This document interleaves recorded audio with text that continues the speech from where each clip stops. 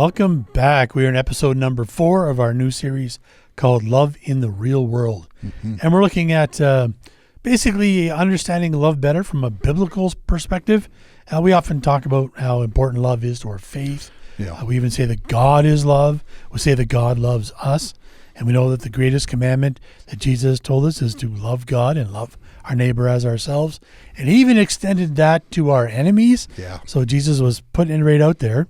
But when it comes down to understanding what love means, in English, it's kind of a general word. Really it can is. have several different meanings depending on the context. So I think that can sometimes make it harder or more confusing to understand what it means when we read the word love as it's translated in English in the Bible. So what we're really trying to do is to understand what it means to really love others, our neighbors, and even our enemies, and even God in that context. So in this series, that's what we're trying to do when we read the Bible, just try and understand what it's really trying to tell us. Yeah. And we want to make it more real and less vague. That's right. So, and we also want to challenge ourselves and you watching to live it out. And we want to celebrate the ways that we may not always think about it, but we actually are living it out. And even if you don't recognize those as moments of love. That's right. So we're going to take a few minutes and just review what we've covered already in the first 3 podcasts. So the first podcast, we determined, or we talked about how important love actually is, because it is the defining characteristic of God. That's right. Love is also very important to humans.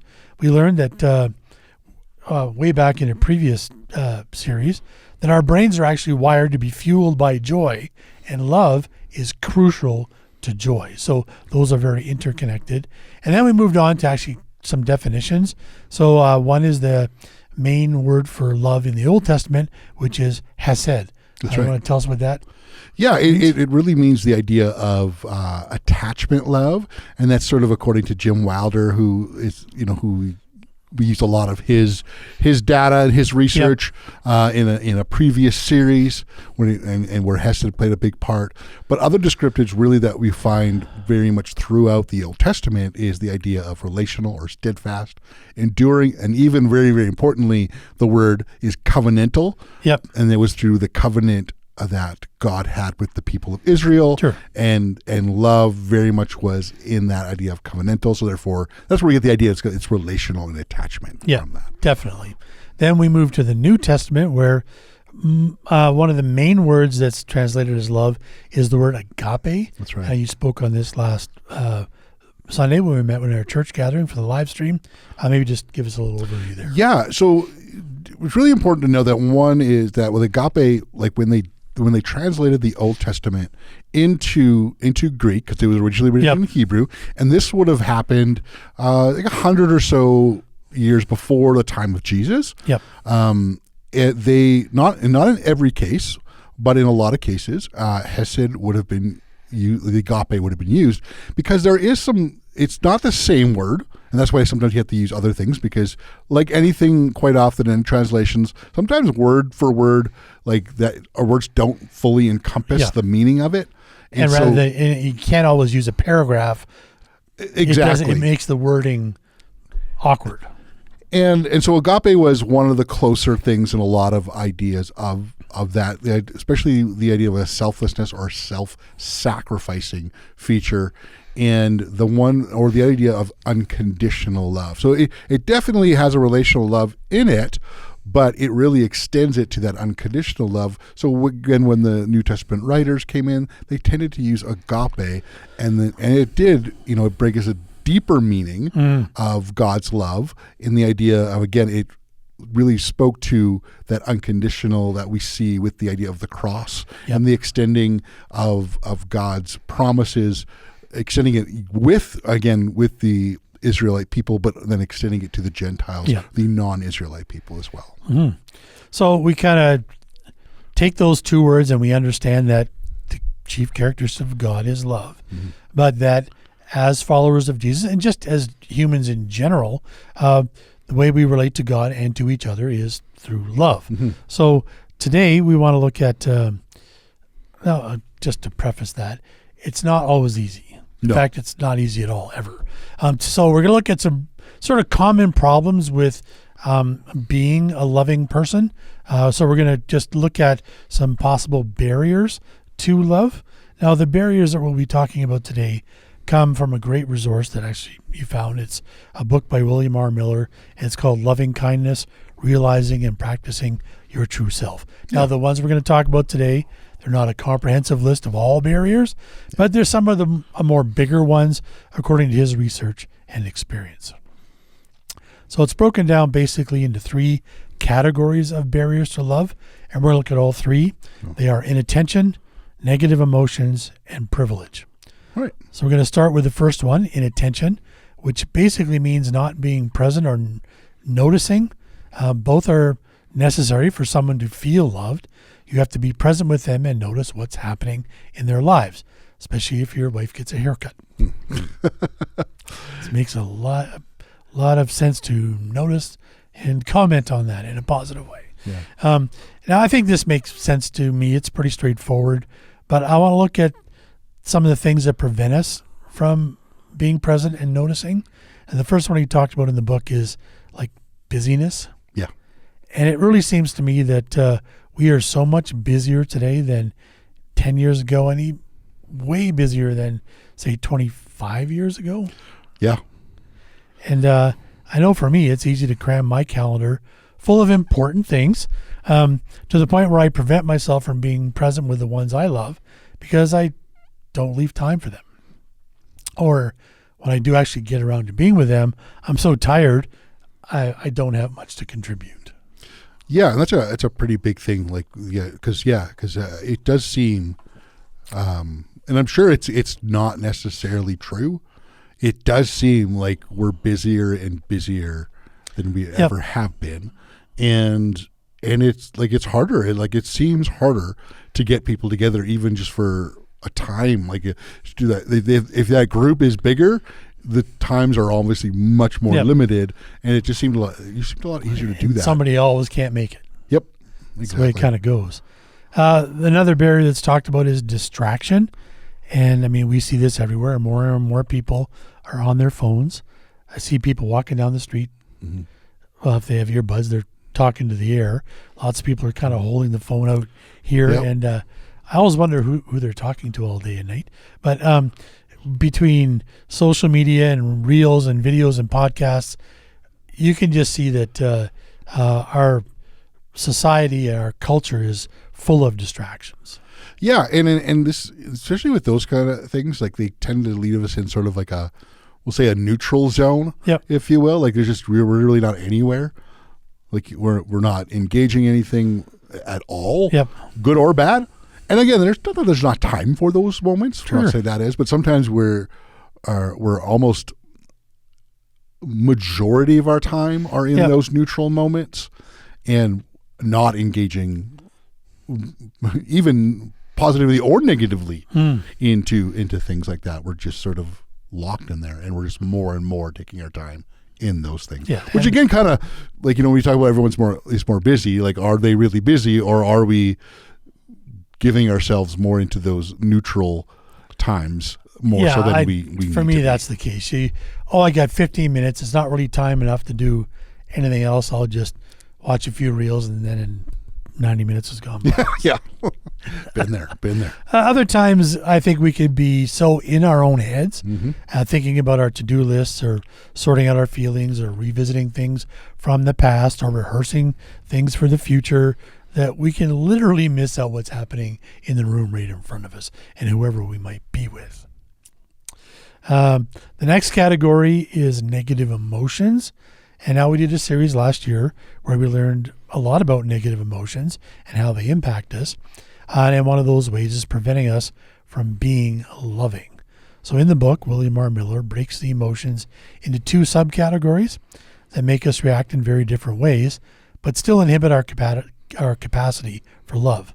So he lumps the emotions into 2 categories, either the fight or flight, which is our danger response. Right, yep. So if we look at the flight emotions, those are fear, worry, and anxiety. So when we experience these emotions in a big way, so these are sort of in a overwhelming way, our typical response is to withdraw and isolate. Mm-hmm.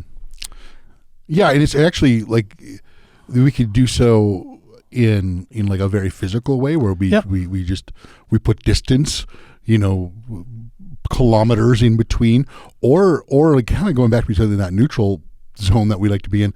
We do so emotionally. We just sort of shut off and cut off, and even though we might be physically present, we're not really present. Yep. We're in attendance but not present. Yeah, I've seen that happen in conversation where you say something that can be triggering, Yeah. and the person just glosses over and Yep. they're not hearing anything else you're saying. Yeah, I 'Cause can they're- honestly say I've Yeah. been that person Yep. at times where it's just like I'm just somewhere else. Yeah. And yep. So I think it's pretty obvious that when we remove ourselves from being present with others, it inhibits our ability to be loving, or even to be loved. Then we have the fight emotions. Those are like resentment, bitterness, anger, hatred, and fear can also be in this category. These often cause us to respond with aggression. So we intentionally push people away. Right. And again, this prevents us from being present because we're pushing them away. Yeah. And again, we get so caught up with what's triggered us, we aren't noticing what's happening with them.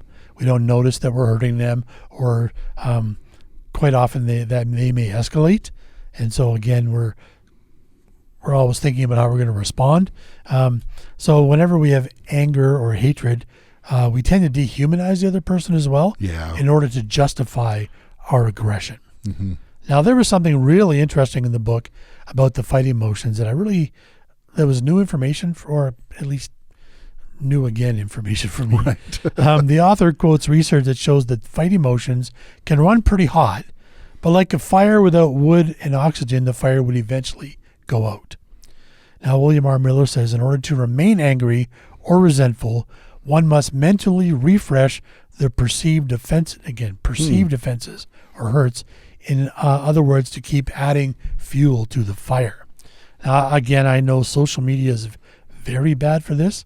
The algorithm tends to feed us news or stories or videos or podcasts that are similar to what we already listen to. So if we already have a bent for anger or hatred, these voices continually feed that anger or resentment, and they just act like piling on fuel to the fire. So in a lot of ways, it could be like we could go to our phones or something like that to maybe in an attempt to get out of that big emotion that's happening, but all that's really happening is we're feeding it. Because we've looked at it before. Yep. And I don't think the algorithm intentionally does that, but the effect is the same. It just adds fuel to our already. If I resented you before, and because of whatever, if it's a political reason or whatever reason, and that's what I'm looking at on my phone, immediately, if I do that to distract myself, it's feeding the fire. This makes a lot of sense of like when we've talked many times, and we do have a practice of it, encourage the practice of it. We do a little bit of that in our services, in our home groups together, that gratitude moment. Yep. Where it's a way to reduce that fire. And again, we're not saying in any of this that we somehow just to forget those hurts or offenses. Yep. Especially if they are not perceived. Like it's not to do that, but it's the idea of like the gratitude moment is just, and taking those times of gratitude, joy memories, or whatever it is it's not some to ignore those hurts. It's basically a way to put a little water on the fire to bring the simmering down, so that we can tend to it properly, Exactly. as opposed to it exploding in our faces constantly and whatnot. Now, he goes on to say in the book that over time, the refueling process can become unconscious and habitual. And anger-prone and aggressive people tend to systematically misperceive anger and enmity in other people's facial expressions. Interesting. So to the point where I'm mad at you for whatever reason, it escalates over time. I habitually participate that to the point where every time I see you now, it just makes me mad. Right. Sure. Yeah. Well, that makes a lot of sense. So it does make a lot of sense. And in this case, we can see that love is completely replaced. Yeah. There's And no we're room just for almost it. projecting it on everything. Yeah, absolutely. So I want to move on and talk about another barrier. This one I hadn't really thought of before, and it really makes a lot of sense to me, especially in today's culture. It's called the category of privilege. Okay. And it manifests itself in several different ways. Greed, scarcity, entitlement, and envy. And I want to look at each one briefly. Sure. Greed is defined as a sense of urgency to accumulate more resources for oneself. So greed values individual gain over common good. It honors people for what they have, the car they drive, the labels they wear, the mansions they live in, rather than what they do for the community. So to me, greed is actually the opposite of our definitions of love. Right, because a lot of times with love, it is really, again, not that we can't do anything nice for ourselves, but it's the idea: are we doing something that is for the good of the other? Yeah. Or if what I'm going to do is good for me, but it hurts somebody else, Yeah. or even doesn't help somebody else, then maybe I need to rethink. Well, there's that whole idea, like we talked about it quite a bit. The idea of shalom, like it's peace, is Yeah. really more. It's not less the removal of conflict as much as it is mutual flourishing. Yeah. And that's kind of what love is like. How can my desires to I want to see you flourish, Yeah. and am I doing something that some love can be sacrificial, so maybe it might cost me something, but hopefully we're doing something also that's mutual. So like we're both flourishing as a result of either our actions and not just if we both have each other's best interests at heart, then we'll both flourish. Yeah. Where if one person tries to take advantage of another person, one person flourishes and the other one is diminished. That's right. And love, in a sense, if there's going to be, hopefully there's never loss, but there is a sacrificial side of love. Absolutely. And agape does speak to that. Hopefully then, if wherever we're doing that, we're putting the loss on our side as opposed to on the other person's side. It's like, I'll take this loss so you're for your betterment, and not the like, you could take the loss for my betterment. Yeah. Yeah. Now, greed has a cousin called scarcity mentality. Okay. So this is where we need to accumulate in order to feel safe and feel secure that we won't run out. And the problem is that enough is never enough. Right. And then we get into this mode where we're always trying to protect what we have. Right. And we can always find justifications and things like that. We're always thinking about ways we might lose it. Yeah. So that's a justification to continue protecting it and growing it. And again, this puts the focus completely on ourselves and our comfort and security over everybody else's. Privilege can also get accustomed to, and then it manifests as entitlement. Okay. So no longer see or enjoy privilege as privilege. We begin to believe that we need it or even deserve it. Right. Then we'll do anything to protect it at the expense of others because we have this idea that I deserve it. It belongs to me. Right. And this is where envy can even play a nasty part as well. Yeah. So it isn't just limited to people who have. Yeah. Envy is for people who may not have. Yeah. It's simply wanting what others have.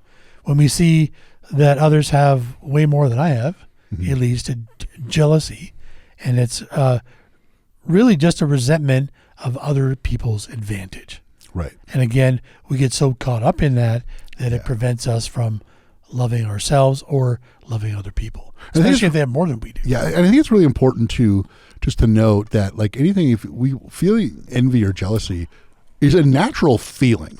Yes. We shouldn't beat ourselves up if we have it. It's, as you said, it's when we don't attend to it and we let it fester. That fire builds, like we talked about earlier, then it becomes just Absolutely. It affects our actions and our attitudes towards people, as opposed to like, hey, I'm a little jealous of this person has this sort of thing. Yeah, okay, and really be able to process that healthily and not let it sort of overcome you and therefore dictate your actions towards others. And thanks for bringing that up. We did cover that in the previous series when we talked about negative emotions in a lot of detail. But it's worth repeating again that all emotions are natural, and it's how we deal with them and process them, whether it gets to the point of overwhelming or hurting other people. That's right. Or ourselves. Absolutely. So let's look at the ways we can overcome these barriers and become more loving people. Now, it's not always obvious, as Jesus did not write a 10,000-page manual on how to overcome every situation specifically. But instead, he gave us the golden rule. That's right. And I really like how the Message version of the Bible interprets this verse. It's Matthew 7:12, and the Message says, here's a simple rule of thumb guide for behavior. Ask yourself what you want people to do for you, then grab the initiative and do it for them. Add up God's law and the prophets, and this is what you get. You know what? I don't think I've read this in the message before. I do like the way it makes it an action. Yeah. Like it's not just, it's like take the initiative and do it to them. And yeah, I think that's a great way of really emphasizing the action portion of that. Yeah. So if it's a rule of thumb, there's obviously many situations that it can apply to. Yeah. So I think we have to think about it a little bit. And this, I think, requires a bit of imagination on how to apply the golden rule. And the Apostle Paul, who started church communities after Jesus was resurrected and returned to heaven, he wrote this to the church community in Rome, Romans 12:2. It says, "Don't copy the behavior and customs of this world, but let God transform you into a new person by changing the way you think. Then you will learn to know God's will for you, which is good and pleasing and perfect." So we have the golden rule and we have imagination. And I think between the two, we can address most of the specific circumstances that pop up in life.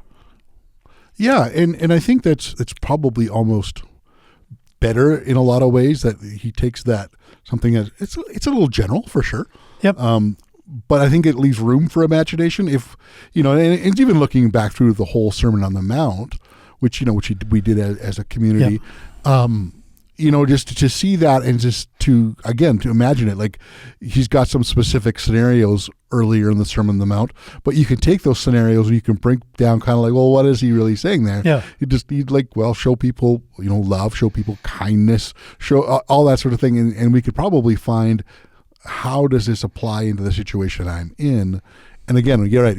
The use of imagination of how can this look in this situation is I think is the challenge we really, really need. I think sometimes it's almost like we need a specific rule. Yeah.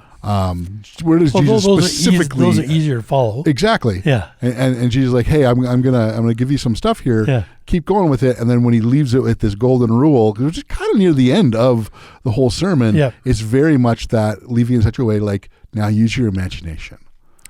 Yeah. So I want to walk through some of these, and what's helpful for me, I came across some research once that said it's helpful to sort of ask yourself some questions. What would I want if I was in the position, in their position, in whatever circumstance it is?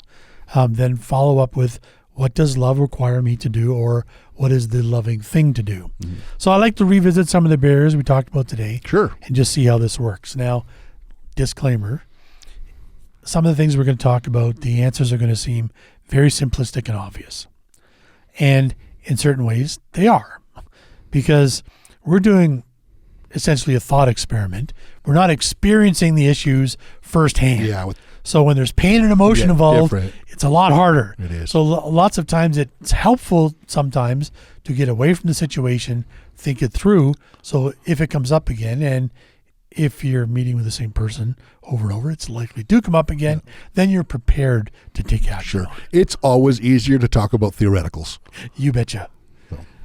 So I'm not saying it's easy to do, because it's not.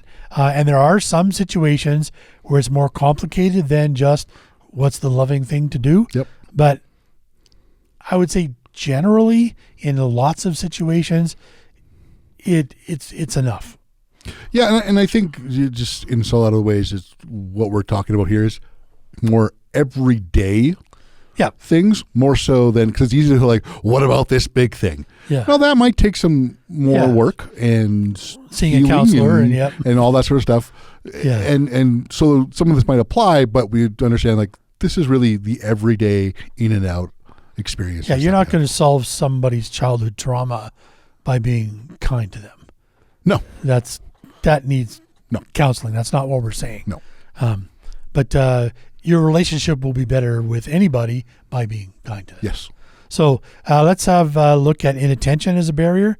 So we think, how would we want people to treat us? Well, for me, I would want them to make time for me and to give me their full attention. So what would we need to do to take initiative and figure out what love requires me to do for them now? So one, I would need to figure out how to be less busy or distracted, which means I probably have to be a little more intentional with my calendar or my devices. Mm-hmm. Yeah, and that is I think a huge thing. Just little things like that. It's also just. I think we need to be again. Doesn't mean we don't guard our time, but I think we need to be better at being interruptible too. Yep, absolutely. There are definitely times when we might want to be, and it's good to guard those times. Yep. They can, Otherwise, we never get anything done. well, that and then if some of those guard times might help you be more loving in the times where you don't have to be. But Jesus was very interruptible. That's one of the big things, and the one of the thoughts that come to my mind is just simply.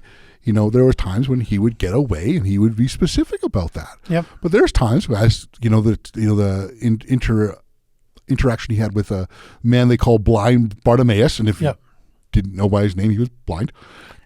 He was, and the text says that he was on his way somewhere, and he called out, and Jesus stopped and went to him, and in that moment, then does hear him and listen to him, and then heal him, and he gives sight again, and it's like he made himself interruptible. Now, again, there were times he would go away from people and pray. And probably at those times, he was not looking to be interrupted, and that was okay. There was times of that. But I think sometimes there are certain times in life we need to make sure, are we interruptible? I really like Build that into our lives, essentially. Yeah, I like how they portray that in The Chosen. Mm-hmm. Jesus I'm going off to pray, and then he just goes off. Yeah. Nobody knows where he is or how long he's going to be away, Yep. and they can't even find him to interrupt him. Where other times he's very public and available, and people line up. Interruptible, yeah. So it's okay to have boundaries, is what we're saying. Absolutely. We may also need to practice this or ask for help.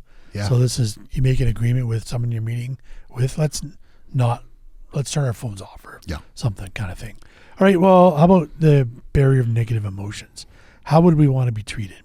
Well, I would very much like to never have the experience of negative emotions towards me, but I don't think that's realistic. No. So I'm sure I will definitely experience them again. And what would I want to happen? Well, if I'm triggered and I withdraw, that's the flight response. Right. I would want someone to seek me out when they're calm and maybe apologize or empathize with me about why I got triggered. Right. Maybe my triggering is an overreaction to their outburst. If I was triggered and responded aggressively, that's the fight response. Mm-hmm. I would want someone to de-escalate me and help me return to calm.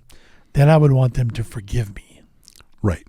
So I need to take the initiative and do the loving thing for them when I see them triggered into a negative emotion. Mm-hmm. So you see how it works?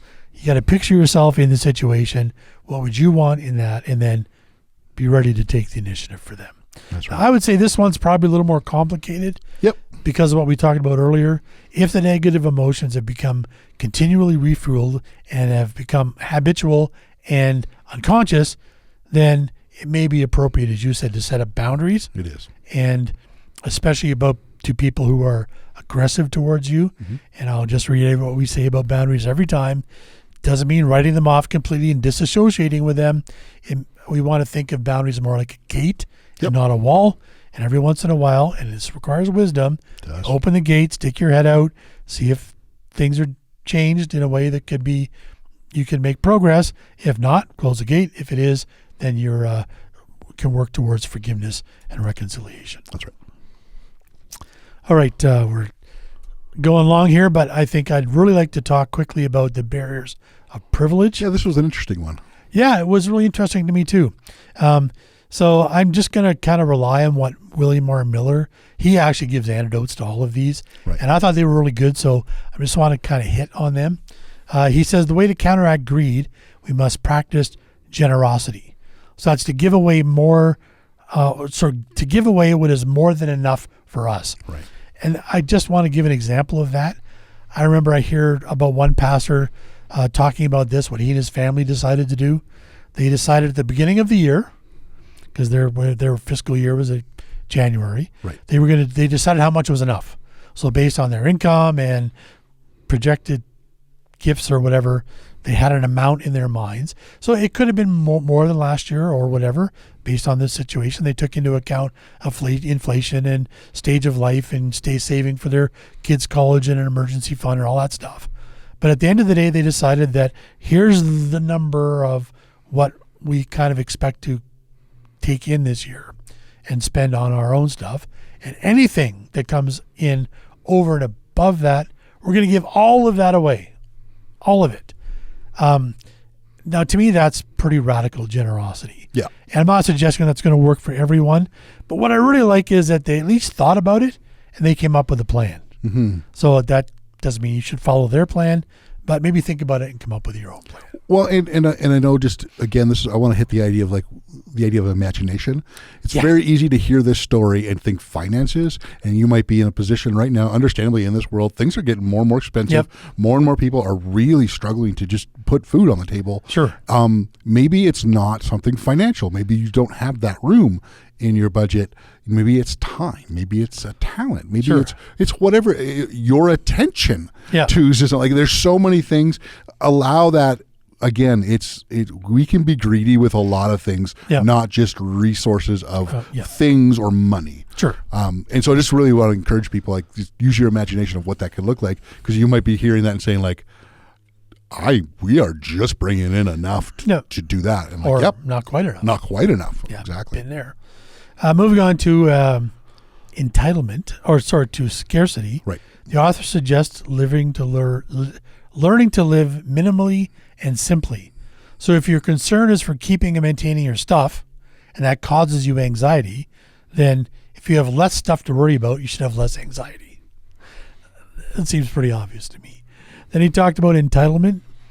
And for this one, I really like the idea that he suggested practicing gratitude with the occasional dose of humility. Because, and I would add here, as a follower of Jesus, that thinking like a steward of the resources God gives you instead of the owner, it accomplishes both of those things.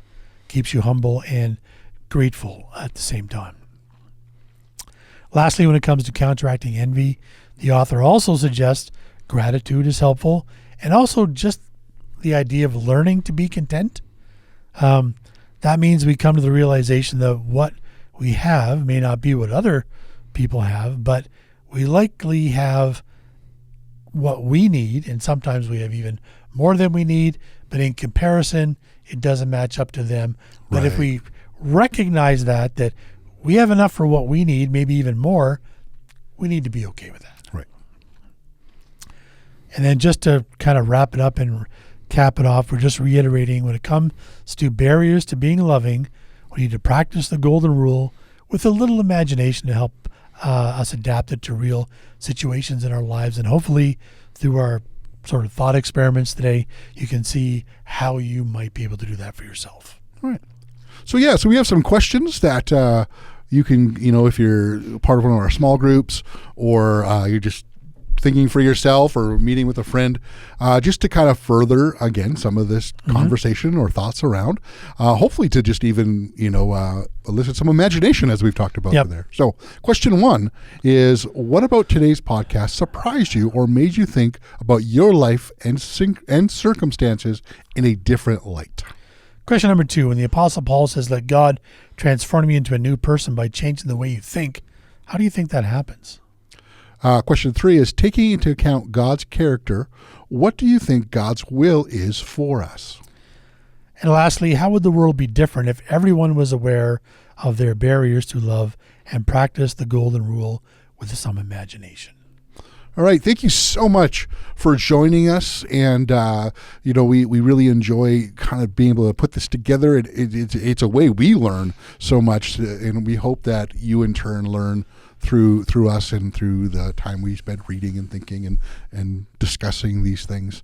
Again, we thank you so much. Take these questions.